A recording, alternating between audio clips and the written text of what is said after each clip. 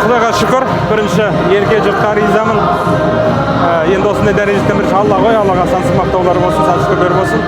Екінші елдің арқасы, өз елдің алды шақырып жүргеніміз. Соның үстіне сол елуге келгеннен кейін бір арнайы өзімде елге бір есебімді берейін, концертпен де бір шай тамағымды бір қазақпыз ғой енді елдің ағайынның бәрін, ауылдағы азаматтардың бәрін басын қосып, бір 600-ға жуық адамға ағайын бас шай тамақ берейік деп ұйғардық.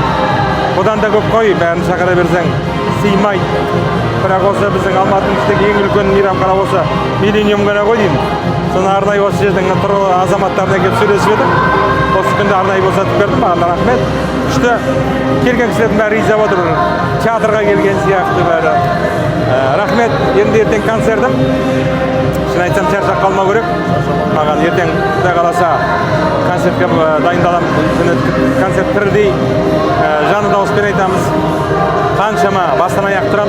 Бір өзім өзімнің бар бейбітпен айтқаным бар, шәкірттермен айтқаным бар, ұстазыммен, достарыммен, мейрамбектермен орындаймын. 24-25 ән орындайды екен. Оңай емес енді. Шаршай. Ердің жасы 250, Құдай қаласа осы жасын тағы да бірегеуін. Әрине, Алла берсе қарсы емеспін. Алланың қолында.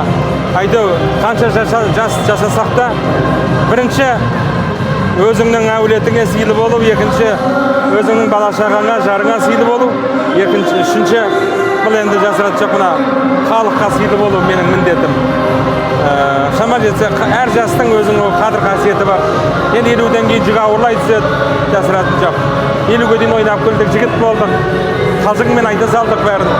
Енді ойланып сөйлеп, артымызға қарап, алдымызға қарап, жан-жағымызға қарап сөйлейміз енді.